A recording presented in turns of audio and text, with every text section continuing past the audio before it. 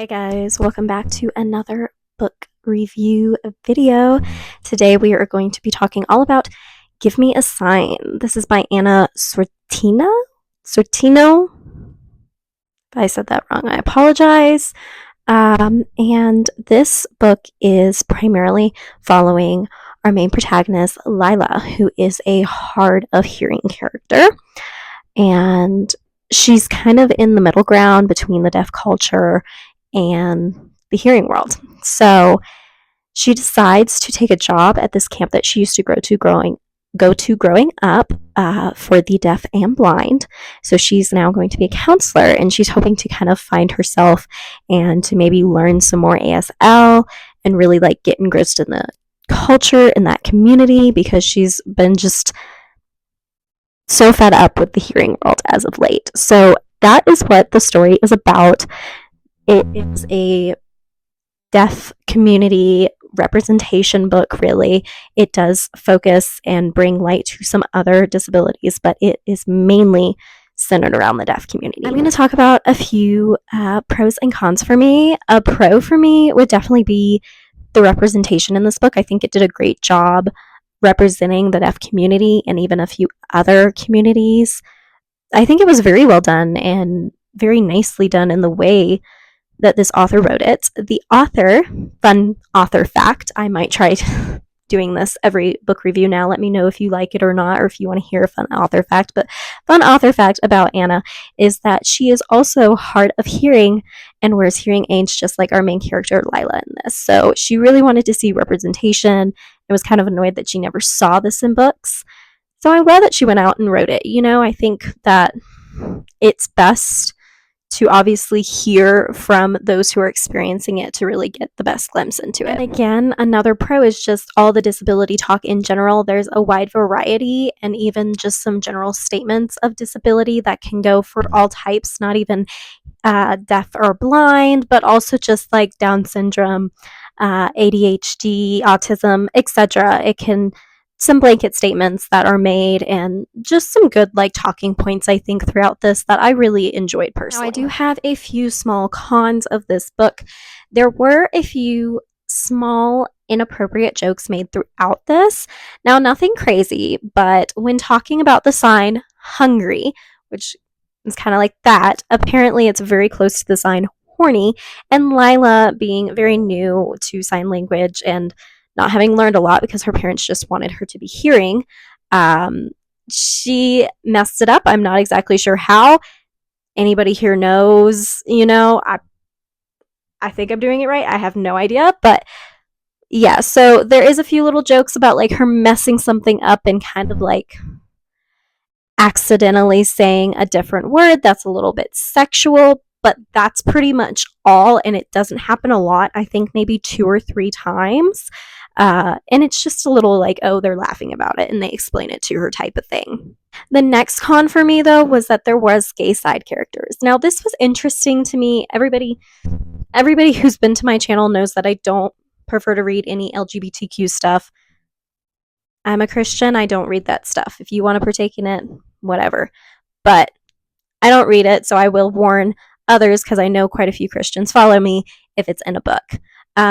This one was weird to me because these characters came in, they were introduced to us pretty early on. There wasn't any indication to me, and I can normally tell, that these characters were gay in any way at all. I was kind of wondering what they were going to do with these characters, because it just kind of seemed interesting the way they put them in. But about halfway, maybe a little more than halfway through, all of a sudden there's a scene and it's like, oh yeah, no, I like him. And we're together now. And then they go off holding hands or whatever. And that's it. When they're mentioned again, there's no more romantic stuff. There's no really mention of it at all. It's like that one little scene.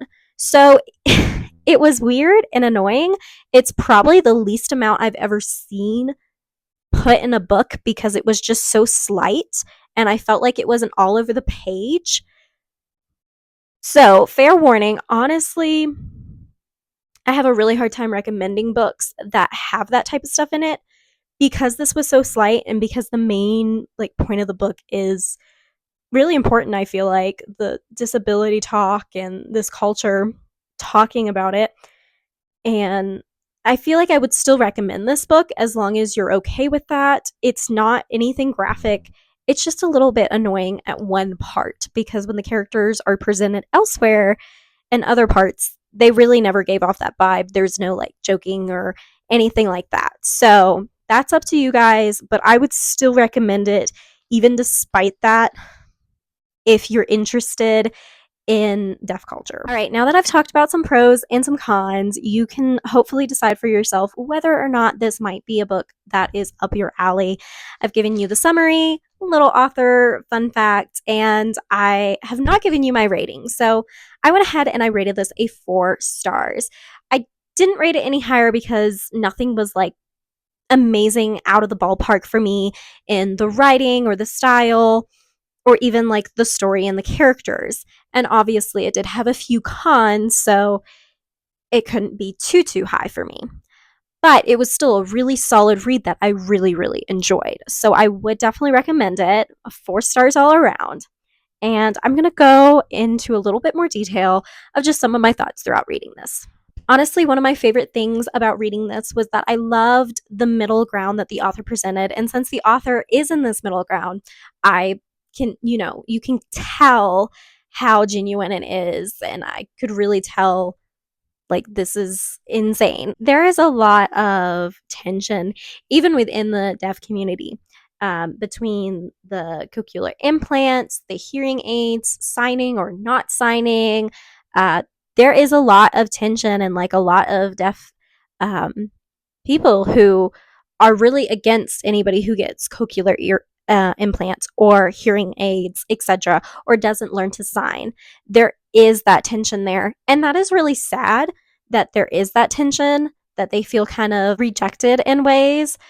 But it is something that like needs to have like light shined on it. There is a character whose family is all deaf, and she actually goes through getting a cochlear implant, and her entire family was like really upset and felt like she was betraying being deaf because of that.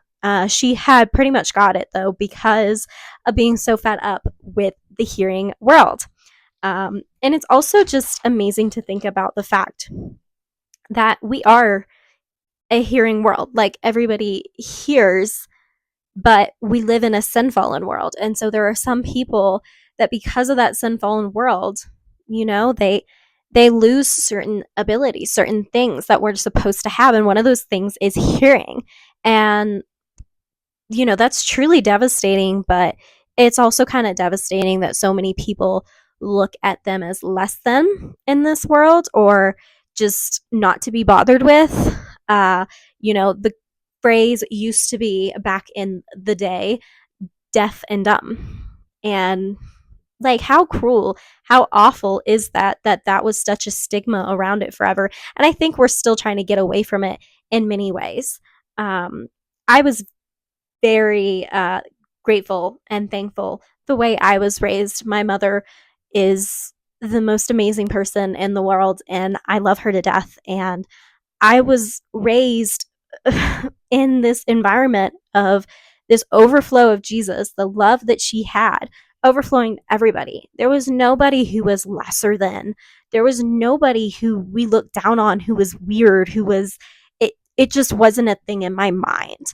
People with disabilities, if anything, my mother showed such an exuberance of joy and compassion surrounding people with disabilities that growing up, I thought they were even cooler, even better than us. Like, what an amazing opportunity.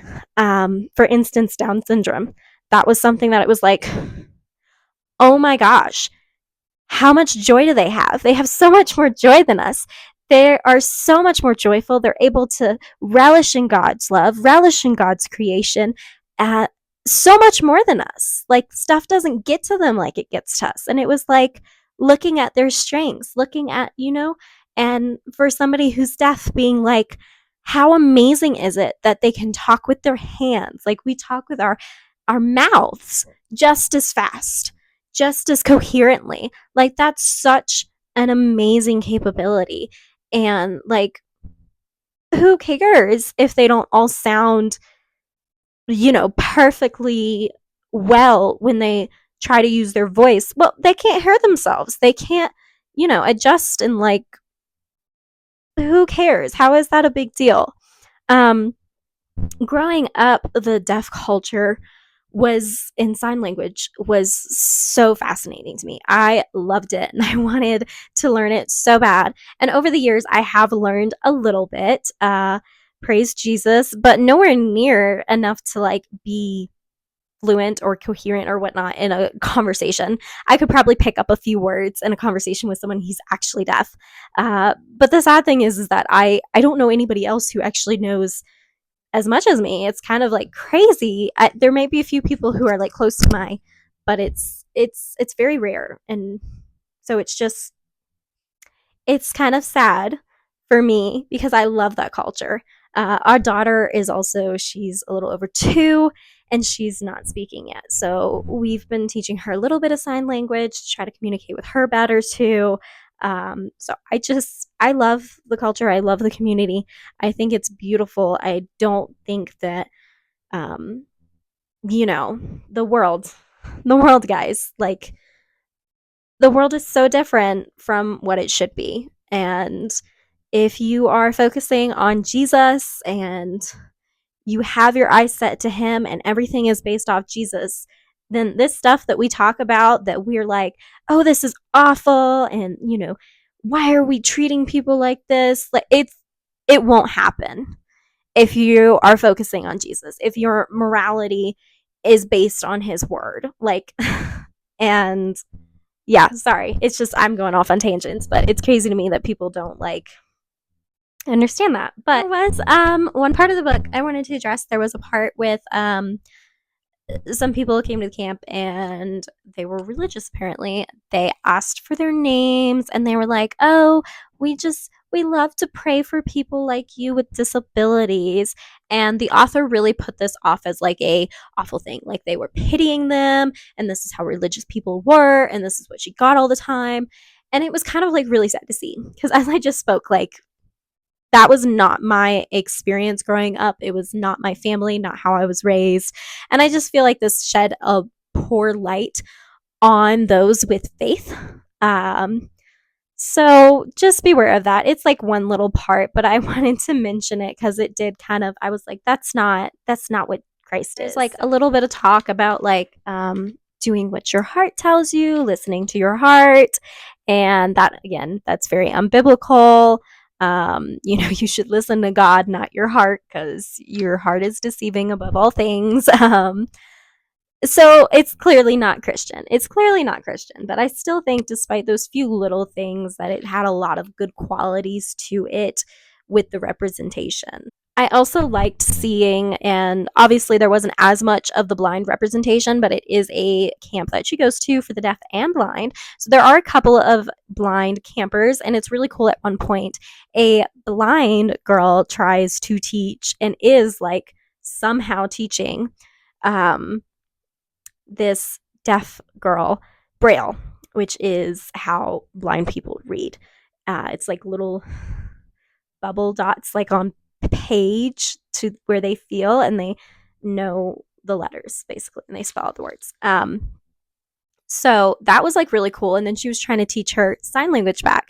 And the way she was able to do this was, again, the middle person. She was kind of, Lila was kind of in the middle ground. And so she was kind of helping the two of them communicate. And that came with a great quote that I really liked. And it was, "Sometimes there's purpose to being in the middle." And I thought that was a pretty good quote. I'm going to go ahead and give a couple other quotes just to end off the video. I don't think I have too much else to talk about it.